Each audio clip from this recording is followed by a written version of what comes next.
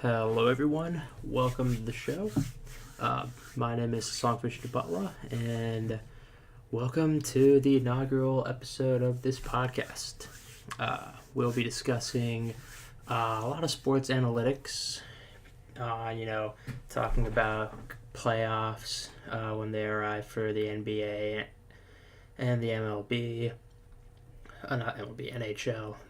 The MLB, we're talking about, current off season, analyzing a few of the moves made by a few big clubs, the NFL playoffs right now, analyzing some players, looking at what they're doing, and also analyzing moves made by teams, and some standouts in any of the leagues, and just talking general sports.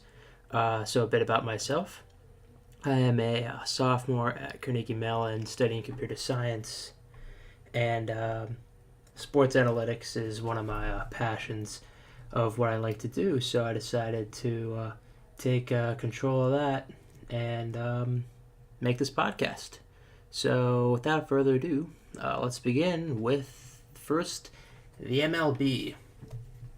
So in recent news, therefore on January 13th, yesterday when this was recorded, Garrett Cole got moved by the Pittsburgh Pirates.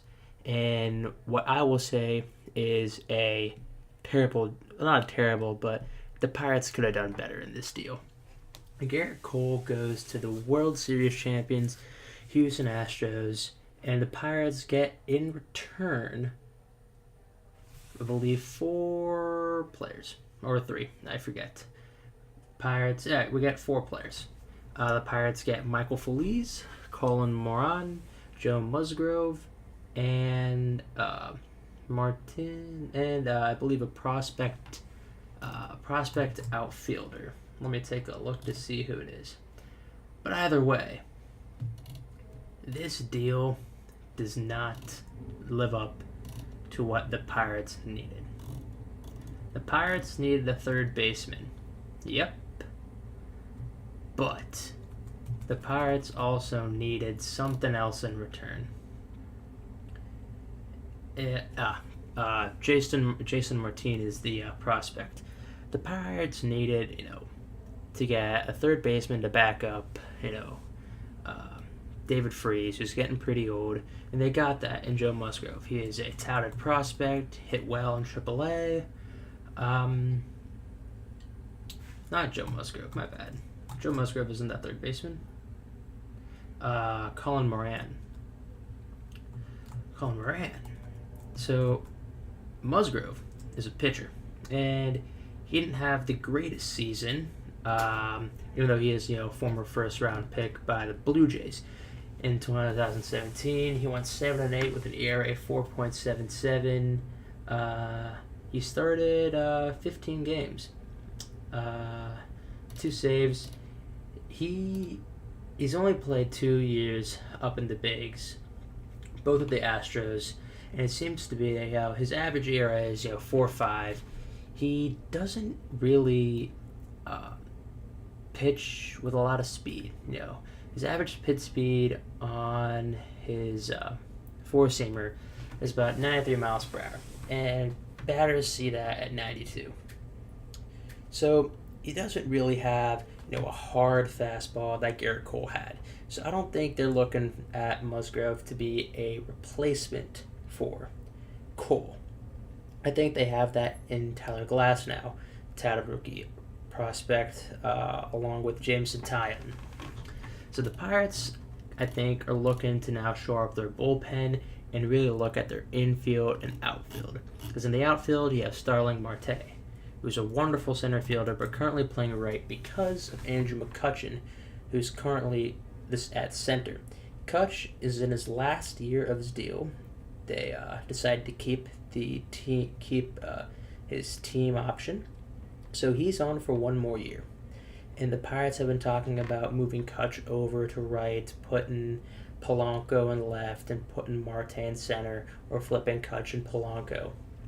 However, Polanco hasn't really panned out to be the hitter he is or the defender he is, just because he's been plagued with leg injuries after leg injuries. his run style just doesn't help him stay healthy.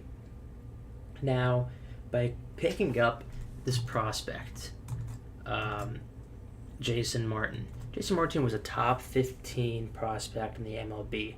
So, along with him, along with Jordan Luplow and Austin Meadows, the Pirates could rebuild their entire outfield.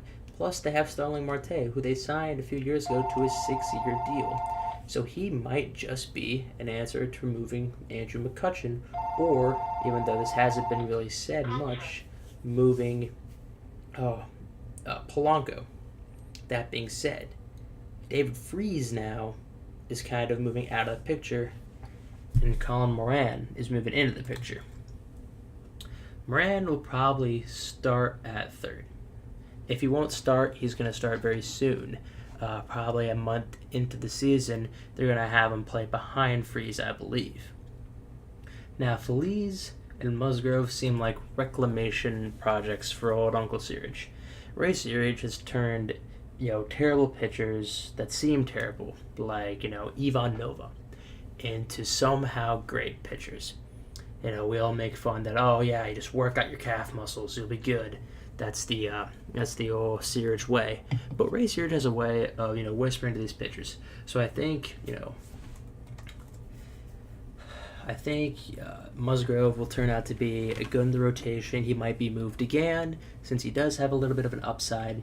But they might also move Musgrove to the bullpen. And they also have Michael Feliz. He's pretty good also, but they're probably going to keep him in the bullpen, use him as a late reliever. And the Pirates avoided arbitration by trying to avoid arbitration by getting Felipe Rivero on a 2.3 or 2.9 million deal. They should keep Rivero. He's arguably one of the best closers in the game with his, extremely hard fastball and a devastating slider. Garrett Cole solves a lot of issues for the Houston Astros at pitching. Batting-wise, Astros are probably, if not the best, one of the best in the league. However, Garrett Cole solves that starting rotation issue. You got Keuchel, you got Charlie Morton, you got Brad Peacock and a few other guys. Garrett Cole could be the number one guy, but he's a solid number two behind Dallas Keuchel. So the winner of this trade is the Houston Astros, no doubt about it. So, Coltrane moves on, the train has left Pittsburgh, and now, it enters Houston. So the Garrett Cole era is over in Pittsburgh. Sad to say it, he played well in Pittsburgh. However, things didn't work out that way. He couldn't push the Pirates in the playoffs in 2013 enough, and the Pirates just weren't able to build around him quick enough. Now, a few more moves were made. Jay Bruce, former Indians outfielder, signed with the, let me check this. Jay Bruce signs with the New York Mets. So the Mets have a good pitching core, and now they're looking to build that defense and offense to make a postseason run. A few years ago, they did it with Yoenis Cespedes. Now they're going to do it, and they're going to add Jay Bruce, who's got a real good bat. So, this is a good move for the Mets. They he's got a pretty nice deal. It isn't, a killer deal. It's 3 years, I think a few million, but it really solves a lot of the Mets' problems in the outfield because Curtis Granderson left. And another move, Wade Davis. Wade Davis, the closer for the Chicago Cubs, now moves on to the Colorado Rockies. And the Rockies are now starting to look like a really, really dangerous team, which is good. Well, for them, bad for their division. So he signs a 3-year, $52 million contract. So this really shores up the back end of the Rockies bullpen, and boy do they need one at where they play. And Wade Davis is going to look like, if he has a good time there, he might just be the closer they have for the next few years after these 3 years. So this looks like a pretty good deal for the Rockies. Even though $52 million for 3 years, it's a large amount For a closer like Wade Davis, also one of the best in the league, I think it works out well for them. And this happened a while ago. Shohei Ohtani, now with the Angels, with Mike Trout. Ohtani has, I think he has a few physical injuries, but barring those, he should be a big play guy. Along with Mike Trout, he's got a big bat, and pitching wise, he looks pretty deadly. So, this Ohtani kid, he looks like he's gonna hit the ground running with the Angels. And now, let's transition over to the NHL. I'll touch on the NFL in a bit with the conclusion of the Steelers-Jaguars game, but let's go to the NHL. So, the NHL, the Penguins are back-to-back champions, and they are barely holding on to a playoff spot right now. But some players are turning heads. Matt Barzal, rookie for the New York Islanders, is killing it. The New York Islanders in general are killing it. They're definitely turning heads. The Islanders are right now, they're making a push to the playoffs. They're making a push to win. And with the trade deadline coming up, at the end of February, I wouldn't be surprised if the Islanders go to the win now phase. They're about, they're 1 point out of a playoff spot right now, 22, 18, and 4. 48 points, 1 point out of a playoff spot behind Pittsburgh and the Rangers. I think they should go to win now. Barzal's playing good. They got John Tavares. They don't want to waste John Tavares, their number 1 draft pick. He is exceptionally good, and there are talks of Tavares leaving after this year. If they want to savor Tavares and keep their captain for a long time, they need to go to win now. They picked up Andrew Ladd in the offseason. They have Matt Barzal playing great. Their goalie situation isn't the greatest. I believe Yaroslav Halak is still behind them. But I think the Islanders can now go to the win now mentality.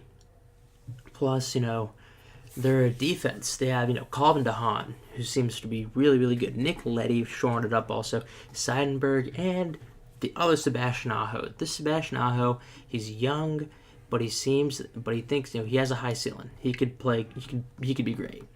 And back in the net, they also have Halak and Greiss. Thomas Greiss, former Penguin.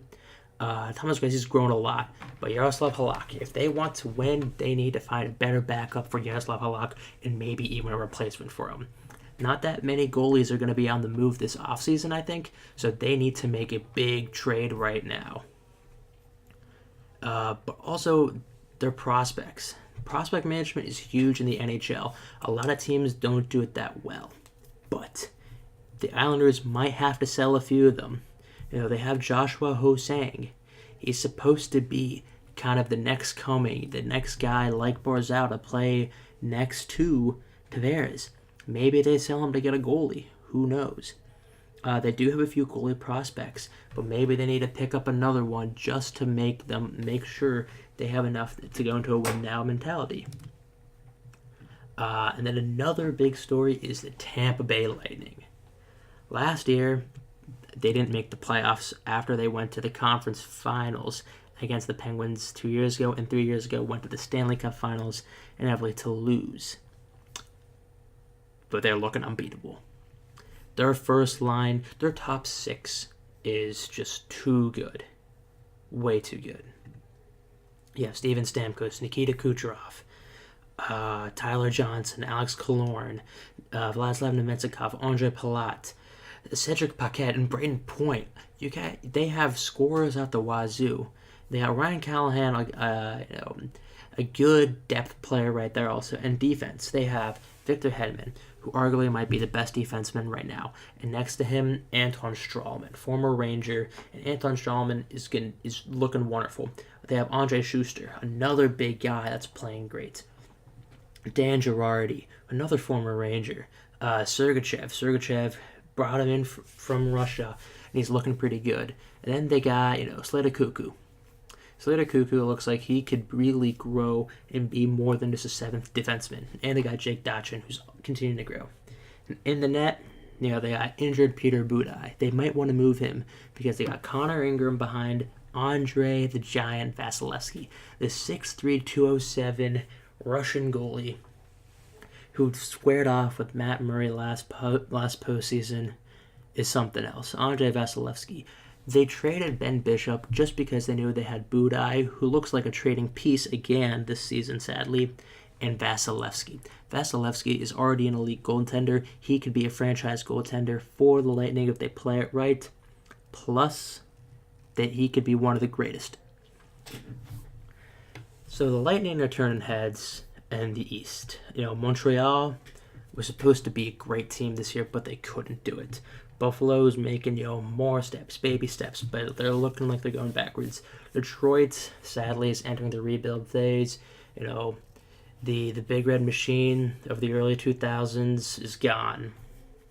In the West, Winnipeg is on top in the Central Division, and behind them, Nashville and St. Louis. The Las Vegas Golden Knights, the unsustainable Golden Knights, are killing it behind Marc-Andre Fleury, Malcolm Subban, and this cast of just middle-tier players feeling angry and getting it done. Calgary behind them, and the LA Kings making a resurgence. Minnesota and Dallas are on the wild card spots, and that leaves, listen to this, San Jose, Chicago, Anaheim, Edmonton, Vancouver, all out of playoff spots. The new teams, the young teams with young guys, are making it work. Now, San Jose and Chicago are a point out. Anaheim, too. But Edmonton, they are 8 points out of a wild card spot. Connor McDavid just doesn't have the supporting cast he needs. Vancouver, going full tank. Arizona Coyotes, they have good players. Max Domi, Clayton Keller, Oliver Ekman-Larsson. They need a goalie. They tried it with Blackwood, but they need a good goalie. So the NHL is looking good. Teams are getting hot again. The Penguins getting hot again. Their big three, Crosby, Malkin, Kessel. Let's not forget about All-Star Chris Letang. Somehow All-Star. Phil Kessel with the snub there. And Matt Murray takes leave for family matters, which puts another rookie goaltender in. The Penguins just seem to have all these rookie goaltenders. They put Tristan Jarry in the net. Casey DeSmith called up from the minors. And Tristan Jarry's been unbelievable for the Penguins. And now, let's talk football. Today, we witnessed a great upset. The Jacksonville Jaguars took down the juggernaut Pittsburgh Steelers in Heinz Field in what looked like a college football game. It was extremely high scoring. Jacksonville won 45-42. That's insane. 87 total points put on the board. It doesn't. The Jacksonville number one pass defense. Ben Roethlisberger had 5 touchdowns, I believe. 5 touchdowns. 469 yards. He was 37-58, 1 pick and 1 lost fumble, which was returned to a touchdown. Ben Roethlisberger didn't do much wrong this game. However, the Steelers coaches, Mike Tomlin, Todd Haley, they dropped the ball.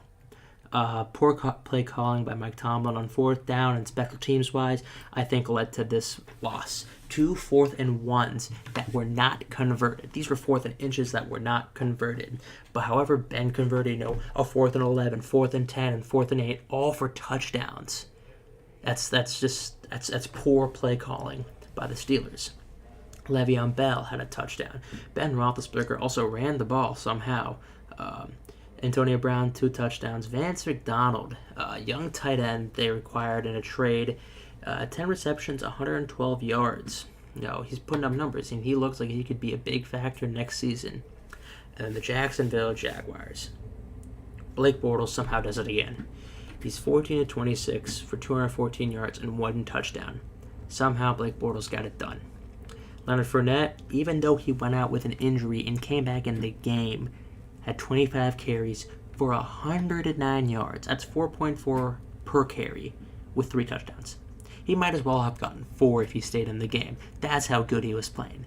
The Steelers did tighten up their run defense at the end, but it was too late. When you're down 28-7, 28-7 or 28-14 going into the halftime, it's very hard to win this game. And the defense did not help one bit.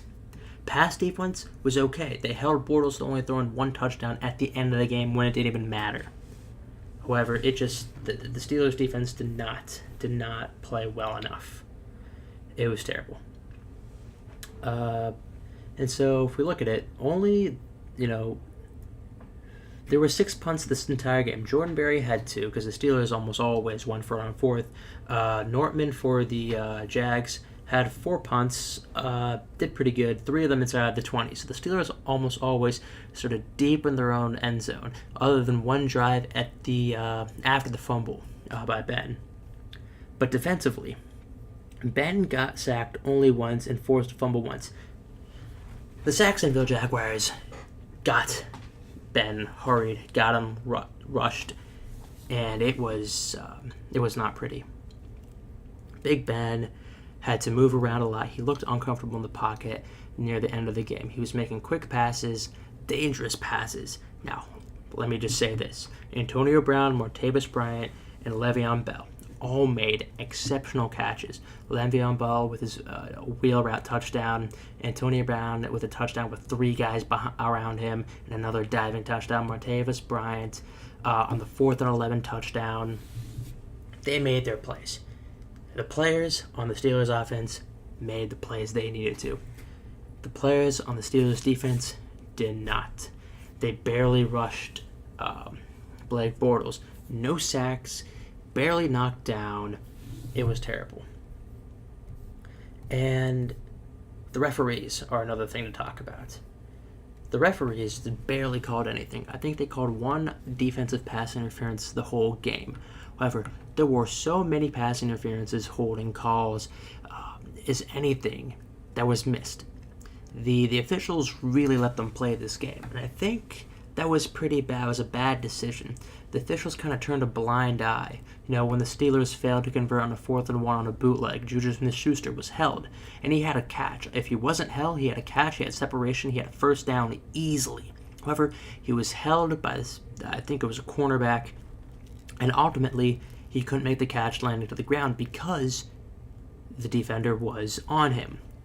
These officials turned a blind eye, and it really hurt the Steelers. Not as much the Jaguars, because the Jaguars really relied on a run game, short screen passes, and short passes in the center of the field, really exploiting the loss of Ryan Shazier for the Steelers. So without Shazier, the Steelers almost always were getting beat by running or in the center of the field where Shazier usually plays. And on 3rd down, the Steelers just could not get off the field. There were so many 3rd and 5+ yards. The Steelers would allow Blake Bortles to either run it and get that first down or make a nice drop-off to his running backs, T.J. Yedlin or Leonard Fournette. And credit to those 2 running backs. They played an amazing game. But the Steelers just let them walk right over them. And that's how you lose a playoff game 45-42 at home. When you have one of the best defenses in the league in the Steelers and one of the best defenses in the league in the Jaguars, with a Jaguars offense which is kind of startling and stumbling, who only put up 10 points last game. And this high-powered Steelers offense who put up 42 on the board. Their offense played as well as any other offense could. But the defense just could not do it. And we look at, the other divisional game, Atlanta and Philadelphia. Well, wowie. Philadelphia really snuck out with a victory right there. Matt Ryan played as good as he could, but the Philadelphia defense won it for them. And New England and Tennessee, that was cakewalk for New England, sadly. But now a bit on the NBA. With injuries, Portland is plagued with injuries, and that was shown with their loss against the Golden State Warriors, who have Steph Curry back. And it seems that Steph Curry is still riding that wave. Still. Steph Curry is just looking great again. And Kevin Durant is being Kevin Durant and more. He's playing great. With the fake move on Giannis, that's just unfair. He's 7 foot, fakes a shot with a hesitation, and goes in for a dunk 2 strides later on Giannis Antetokounmpo. That's just not fair. And it looks like in the East, however, doesn't look good. The Celtics are playing great. They're the number 1 seed. Toronto right behind them. Cleveland somehow the 3rd seed. Miami, Washington, Detroit, Indiana, and then Milwaukee. The 76ers are only a game and a half back. So keep an eye on the young guys. Plus, they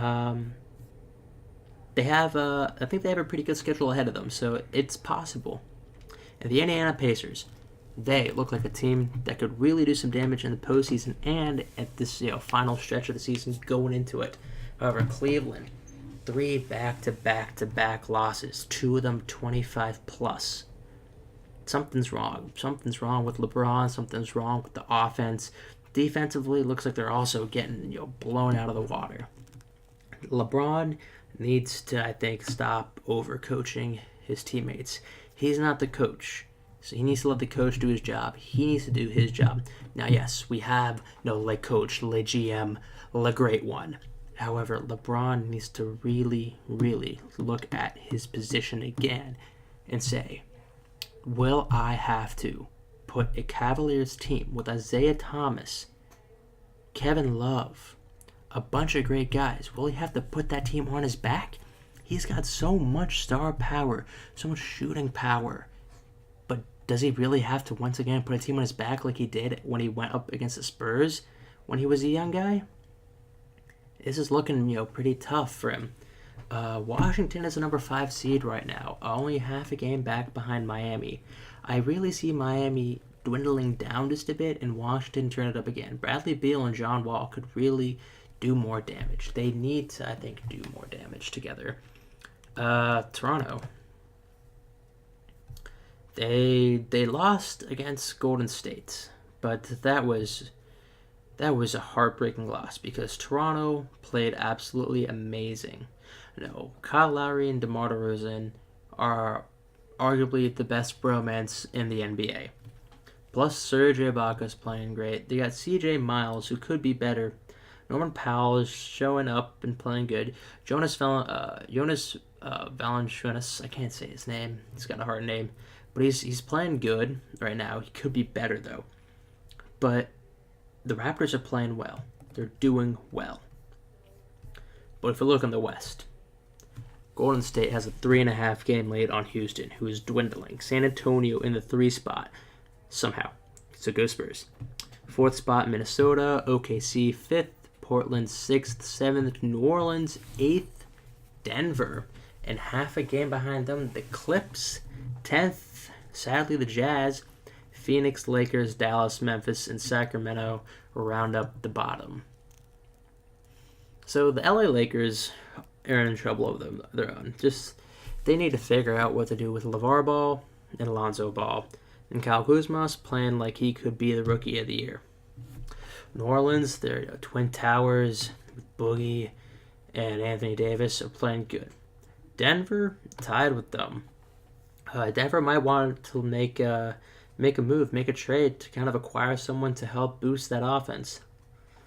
OKC, looks like they're finally getting their big 3 working together. Melo's really accepting his off-ball place. Minnesota, they're in win now. They are in win now territory. They're playing like it. The San Antonio Spurs, more like the San Antonio Bandages. They are playing hurt. And, Tony Parker's hurt, Rudy Gay is hurt, Kawhi is hurt, Danny Green's hurt, everyone's hurt. Powell might as well be hurt. But the young guys are stepping up. Davis Bertans is stepping up. Houston, CP3 is no longer undefeated. James Harden out with a terrible injury in his arm, I believe. That might be his hamstring. I don't remember. But they're starting to slip just a bit with both of them not there anymore. But I do believe Houston can keep up with Golden State. Houston and Golden State are the teams to beat in the league. Not just in the West, in the league. after that might come Boston, might come San Antonio, might come Minnesota. Cleveland no longer is up there. Toronto, if they're playing at home, they're a team to beat. But most probably, if they make it to the finals, they're not playing at home. Because the finals is going to be someone meeting Golden State or Houston. And that's going to be an entertaining finals. And so that wraps up this inaugural episode. So if you have anything you want to, talk to me about or let me know, you can reach me out on Twitter. It's _SVish. So hit me up if you want to, talk anything else sports and see, and talk about any mistakes I made. This was really, impromptu recording this. So I hope you all have a good rest of the day when you listen to this.